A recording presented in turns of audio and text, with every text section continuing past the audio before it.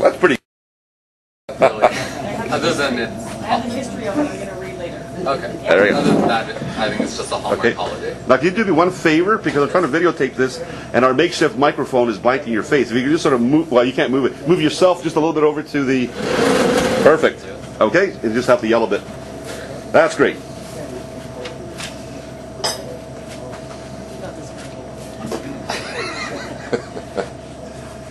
Tonight I'm going to be reading 2 poems and a song. I'm not going to sing the song because I'm not sure if I can sing, nor do I want to try. I'll start with the song. Through my own dreams, I can't break free, or I'll tear the seams. Stuck in a world by my throat it holds, wondering why I can't cry. Tears seem to float, and I'm all alone. There's a ghost in you, but there's a demon in me. Why can't you see all you mean to me? I can't go on. Don't move on. My tears seem to float. I'm all alone. The ghost in you is stronger than the demon in me. Now can you see what you mean to me? Please believe you were meant to live. Changing the world, it's in our hold. Please take my hand. It won't hurt to try. Tears seem to float. I'm not alone. There's an angel in you, but with that, there's a mortal in me. Sparkling gray, I'll live my own dreams. Don't break free, I'll burn the seeds. All right. There you go.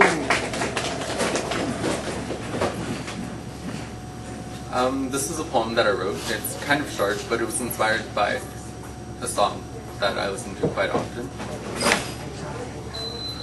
She'll stand alone at the end of time, waiting to hear the drop of a pin, the crackling of a leaf, hoping any sound will bring relief. But all there is silence, engulfing her in darkness. The soundless earth gives her a peaceful insanity. Even her cries go unheard in this barren land, waiting for her lover's sight.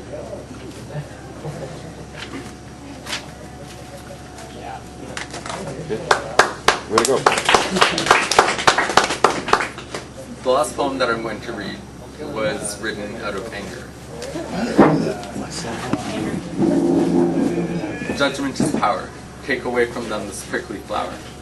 Cut off at the stem and let the flower wither and die. For the sake of you and I, no longer is my path chosen. To this spiteful humanity, I will leave you forsaken. Abandoned you'll be, until it is the light you will see. I will not stand trial beside a witch, sentenced to death by fire by hypocrites and liars.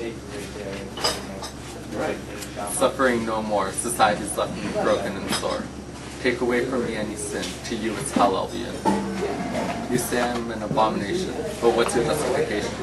Hiding behind your Lord, using his name as a final word. Someday you'll see shame and fear on me. I'll rise above your oppression. You can't take from me all but one possession. Love is all I need, so go and satisfy your shameful greed. Love and happiness are all I seek.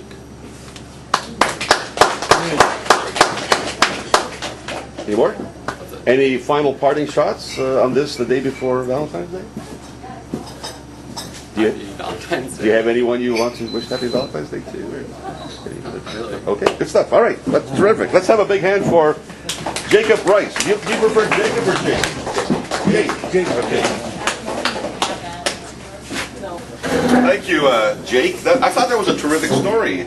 I always thought that he was put in jail for something, but I couldn't remember what it was.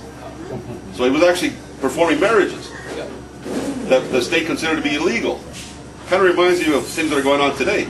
Well, not that they're illegal, but I guess some things never change. All right, thank you very much. So we're going to go from Jake Rice to Silvana, or do you prefer Tundi? Yeah, I prefer Tundi. Okay, this is Tundi, and come on up.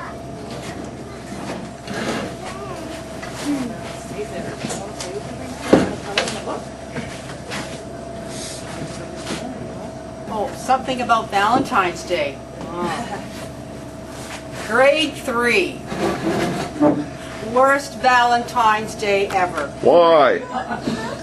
We want to know. Oh, Melody Burkett. I wonder if she still lives in Timmins. Uh-oh. She must be married by now. I had to do the blackboards, and it was the day before Valentine's Day. And I was really twisted because I was an immigrant child, and I came from a safe home, but I met all these weird people in my life, and I was twisted, and I thought, nobody likes me, nobody likes me. So I offered to do the boards on St. Valentine's Day Eve, knowing that I could go into the back cupboard because I wanted to take a sneak peek to see if anybody was going to give me any Valentines. Because if they weren't, I wasn't going to come to school the next day. So I'm sneaking in the back cupboard, just about to look in my bag with my name on it, you know. Melody Burkett comes in. For some reason, she forgot her homework or something. Oh my God, you're stealing Valentines! I'm telling Miss! Okay, the next day, she does this whole big thing in front of the whole class and the whole school. It's, oh my God, you're stealing Valentines? And there was no way that I could explain. Well, I didn't think anybody liked me, and I just wanted to know if somebody, you know, was going to give me a Valentine. So what I thought, I had to weigh, what am I going to do here? How am I going to win friends, you know? So I went up to the teacher, because everybody was giving me dirty looks, right, making me feel this high. I'm only 8 years old. So I went up to the teacher, and I said, yes, I was trying to steal Valentines, but I'd really like to apologize if I could. So she was really impressed with that, you know. And so I went in front of the class and I explained to them how it was a horrible thing and I would never do it again. And I don't know what was wrong with me. And I'm so glad that Melody Burkett ran in and caught me and stopped me, making a citizen's arrest that I actually didn't steal Valentines. Yeah, so that was the worst Valentine's Day ever. That's great. Yeah. So, okay, I was going through my writings when I was just, it was my second phase of learning how to write. And this was back in 2006. And I thought, oh, how interesting to find this. Well, I think I'll read. I've got sort of two different excerpts here. But it's relevant because I just heard on the news that Kim Il-sung's son 2 days ago let off some nuclear missile or something in North Korea. You know, and everybody thought it was an earthquake and the earth was shaking. And his father just died, right, a little while ago. And I heard an interview with this man that just wrote a book, who's the only person that has ever escaped from work camps that are 3 generations old now in Korea. And I thought, yeah, okay, so we got a lot of messed up people in the world. I can understand it, like with the Valentine's Day, you know, me actually lying, okay? If I couldn't find a way in, you know, when you're twisted, you're twisted. There's always a reason for being twisted. So this is when we finally got film footage in the summer of 2006 of Kim Il-sung's army in North Korea. So I was so impressed, I wrote 3 entries here, so I'm going to read those. And then the second one is, oh, it's just a twisted, another twisted thing. Just twisted. Okay. Hello, Mr. Kim Il-sung. I heard you're looking for attention. Hey, anyone that can make 1 million men march in unison has my attention. As someone who is not trained in the military, I don't understand why you would make those 1 million soldiers march with a weapon. I am trained in the theater, and therefore I do not understand the connection of those 1 million soldiers marching with your nuclear and missile program that everyone is talking about now.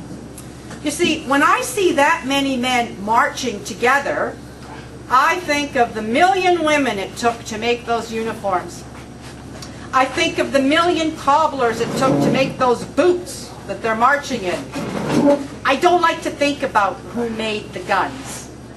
I think of the work it took to get them to march in perfect step and time, and I'm totally amazed that they look like they are the exact same height and weight. Now, I know that young men need something to believe in, and I know a poor young man is so thankful to have a new shirt, new pants, and new boots for the first time in his life. You know, these men, these million soldiers, they will do anything for you. That's for sure. They are dedicated to you. I hope you let them see some film footage of them marching so they can get a bird's eye view of how incredible they look when working and marching together in time. I imagine it is your mastery that has made them work and march in unison. Now this is what is puzzling me. The other times in history that I have seen such incredible discipline have been in Hitler's armies, Mussolini's armies, and Stalin's armies. Now the American army, as I recall, they really only had their Marine choir sing on the Ed Sullivan Show. However, Stalin did have his Red Army choir. So what I'm wondering about now is, why is it Hitler, Mussolini, Stalin, and now you all had this fascination with old American musicals? I realize you all have the great minds that Ziegfeld and Berkeley had. They were the great choreographers that made the likes of the Rockettes all dance in union. But forgive me, but my training makes me look at these soldiers as potential dancers. I see their uniforms as costumes. I would rather see a flag or a cane instead of a gun in their hand.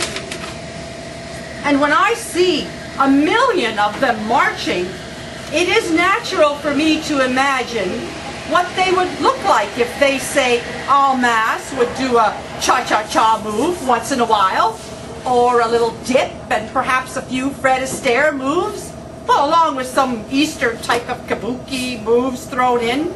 You know, would you, as their field marshal and president, be able to make them dance every once in a while? You know, just a few steps while they're marching?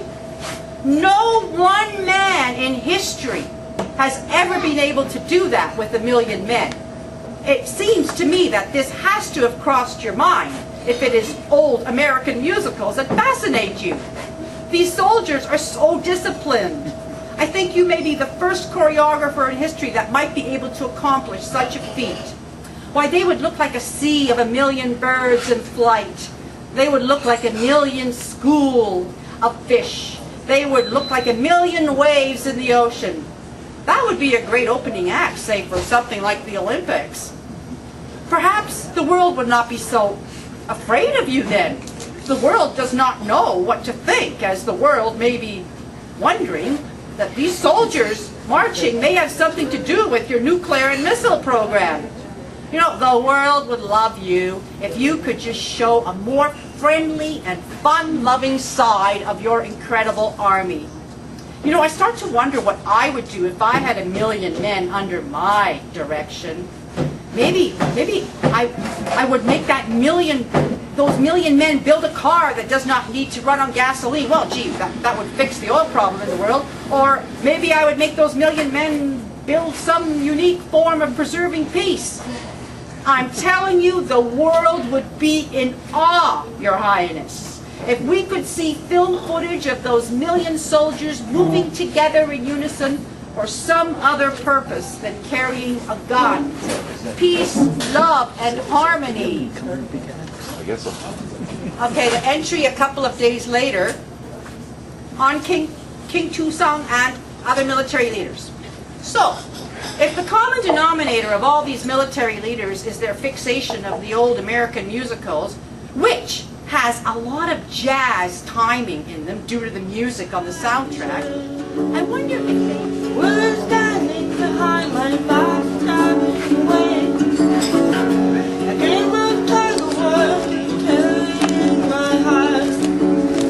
What more do you want? You took my love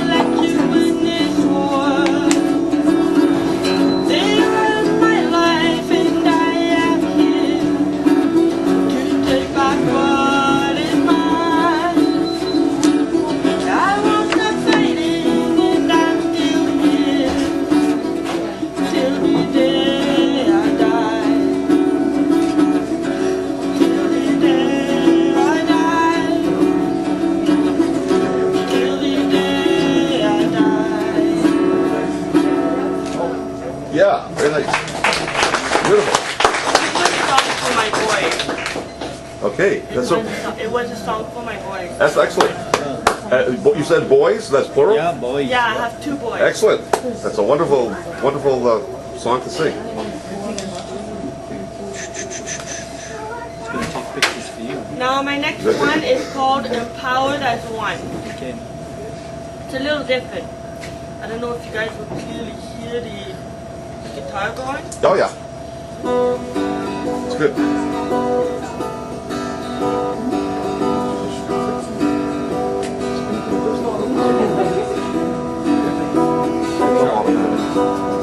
All automatic. Oh, you don't have to guess. You just have to focus. Take an adventure with your heart. You will find your kind of goal. Bare feet or active, you know where you need to go.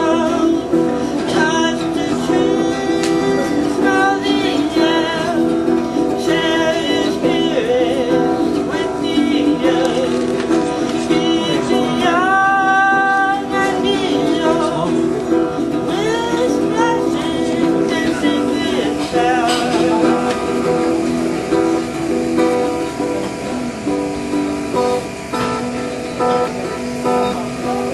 Skinny edition. Skinny edition. Skinny.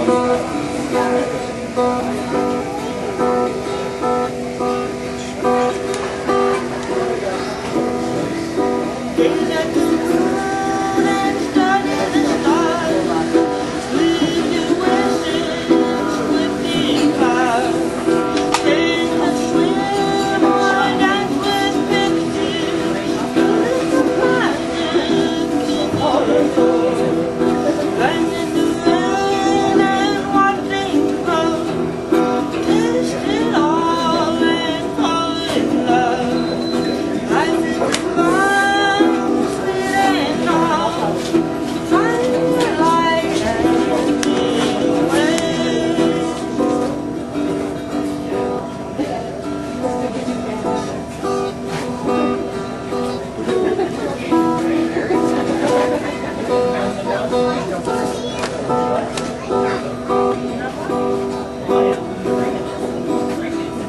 Follow your dreams with the light. Everything kisses, freedom gives you. Raise the shine with your friends. This is such fun as little times. Hide and seek with the fairies. Full of joy and little time. Open your eyes and keep your sound. Everything is real like you and me.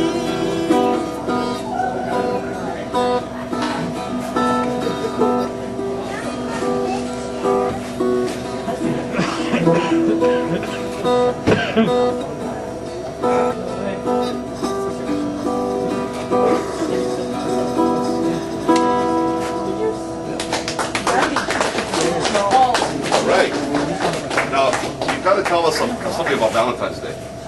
Okay. Yeah. In the You want beginning. one from Valentine's Day? Okay. Yeah. How about this one? This one's quite popular. Yeah. Tell us something about it. So she's going to tell us by singing. That's great. That's innovative. Go ahead. Well, I can think of something. This is a song I've sang before. It's called I Know.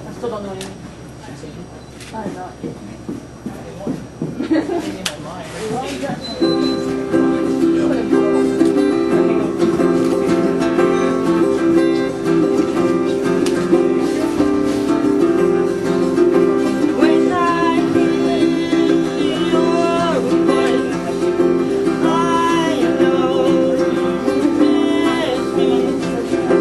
When I hear your eyes, I know you love me.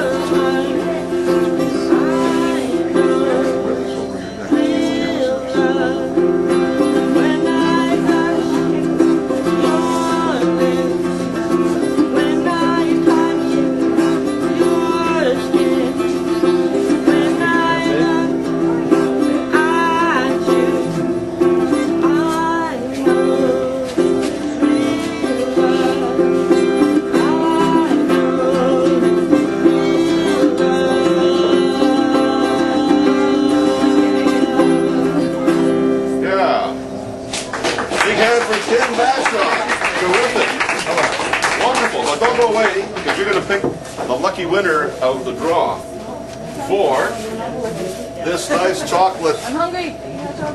I'm aiming for you. I love you, Valentine. Okay? So just put your hand in there and pick out the lucky winner.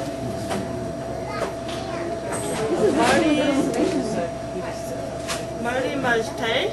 Marty? Marty. It's Marty. Marty. Oh, yeah? There you go. Yeah. I'm aiming for you. I know my name. There you go. Yay. All right. French too. There you go. Oh, there's more inside. Oh, someone. There you go. Oh, thank you very much. All right, Marty. See what happens when you come to Timmins Voices? The next one is March 13th. So come back and who knows what you'll win. Thank you, Kim. That's great. Easter basket. Good stuff. Well, ladies and gentlemen, it gives me great pleasure to introduce myself, since I'm the next reader performer. And the thing about Valentine's Day that always mixes me up is that I always confuse it with Halloween. And I'll be reading a poem about why do I confuse Halloween with Valentine's Day. But before that, I had written the theme song for a very skinny Valentine, and it's going to be so skinny that Skinny's not even here. Can't even see him, but I know he's here somewhere. He's just so darn skinny.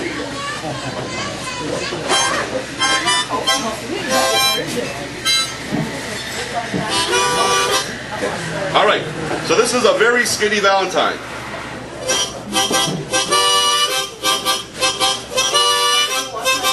Since my baby left me, I've been feeling blue.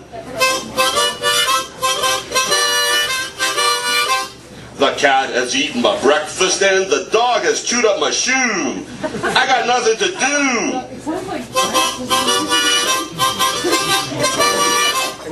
It's gonna be a very skinny Valentine's Day without you.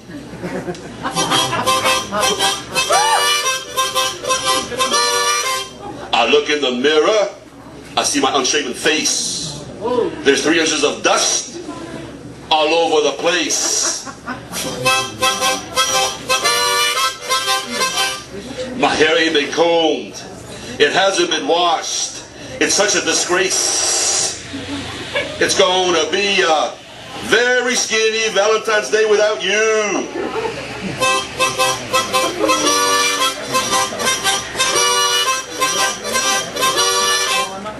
Since my baby left me, she's no longer around to say, I love you, baby. I love you, come out and play.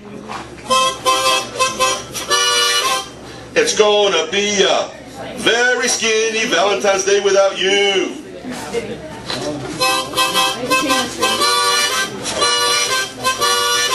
I lost all my pay.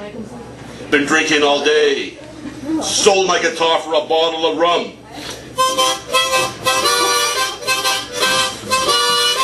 No instrument to play.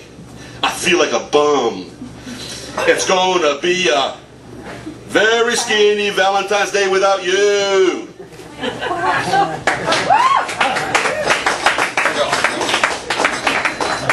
Now, I didn't realize how appropriate this is going to be, because it is a very skinny Valentine, and it is without him, so it is without you, so it's very appropriate, isn't it?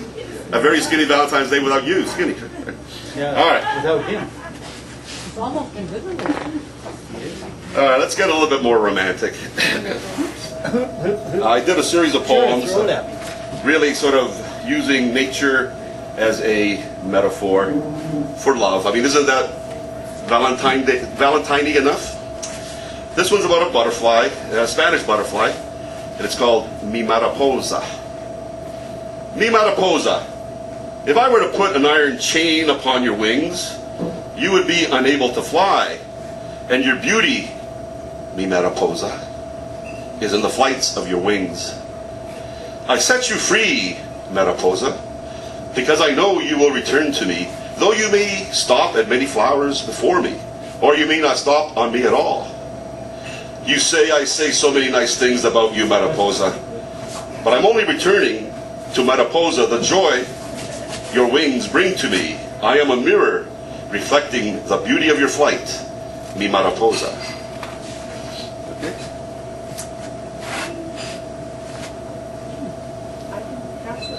The next three are actually about flowers.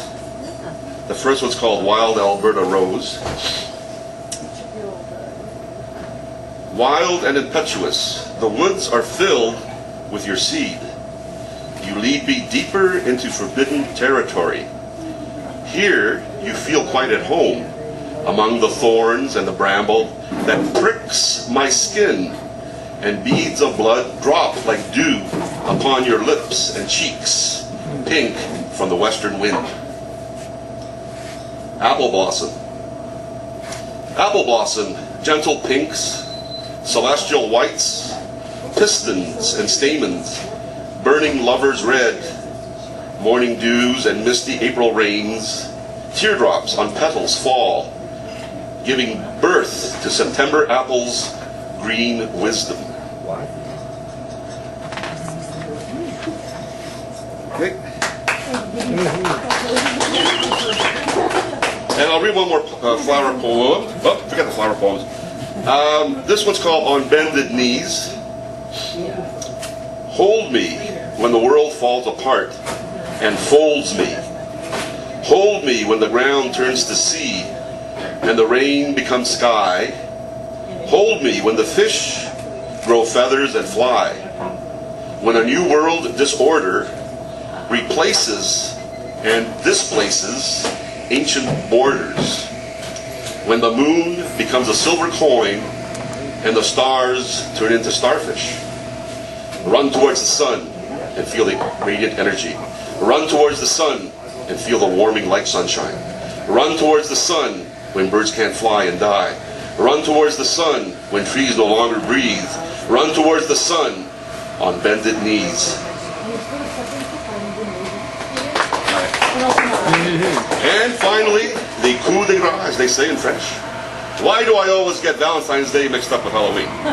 Now, before I go into this poem, just a few notes that will help your understanding. In the poem, let me check my footnotes here. I'm going to talk about Eros. And there is a semi-famous Italian singer named Eros Ramazzotti. That's a great name, isn't it? And I think Ramazzotti is the company that also makes the Zambuca. So you'll hear the term Eros, and in the poem, Eros is going to meet a young woman named Giulia Azzotti. So it'll all work out. There's also reference to an Italian soccer player named Francesco Totti, who no longer is very famous because he's disappeared from the scene. But when this poem was originally written, he was also semi-famous.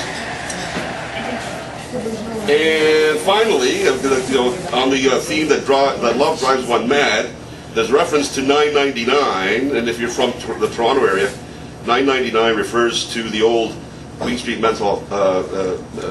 Queen Street Asylum for the mentally insane, which is 60 or 70 years later transmorgified into the Queen Street Mental Health Center, and it's now no longer called 999 because as kids we used to make nasty little rhymes about it. It's now known as 101 Queen Street. A lot harder to rhyme. Okay.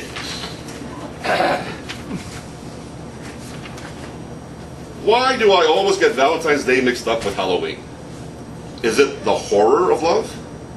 The cracked spirit and broken mind? From the weight of all those crushes and the steep descent of falling once too often for love candy I could not have?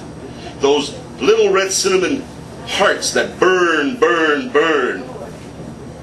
Or is it all the grown-ups around me dressed up as diapered cupids? No offense to the lust in space astronaut lady who traveled 1,000 miles in a diaper to be with her lover. Or is it all the horny red-tailed devils looking for some sugar, or Ogden Nashers and Midnight Mashers, speedballing quicker liquor dispensers? But somehow, I always get Valentine's Day mixed up with Halloween. I knew an Italian named Eros who fell in love with a woman named Giulia Azzotti. Every Valentine's Day, Eros Ramazzotti. Together they made music, scored more often than Francesco Totti. Together they kept a rhythm that was always Brazilian, hot, and quite naughty. I knew a man named Fabio Capito, who was not too bright and much stupito. He used to walk around carrying a bow and suction cup arrows, wearing only a Speedo. He snuck around from town to town, trying to bring a little love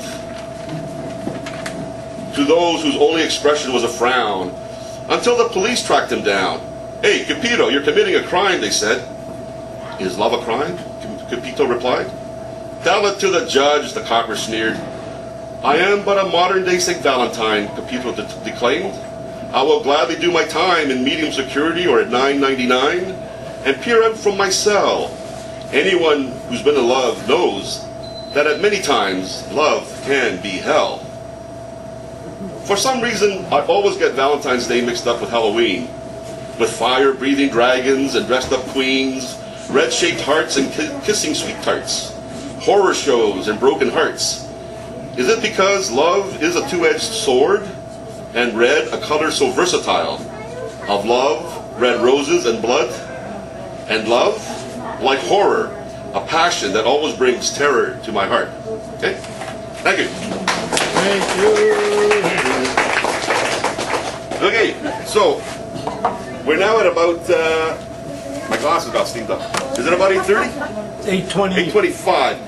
Why don't we take a break? We'll have a raffle maybe opening up the second half. And we got people's names. If people who have not put their names in the raffle hat, let us know and you can bring it up to the front. All right? So in the second half, we're going to go to our feature. We're going to have Bill Shaver kick things off, and then we're going to have B and Rob Stubbings. So let's all thank Christopher's for the wonderful generosity by showing them our generosity and our gratitude, and buy some coffees and some dessert and make everyone happy. All right?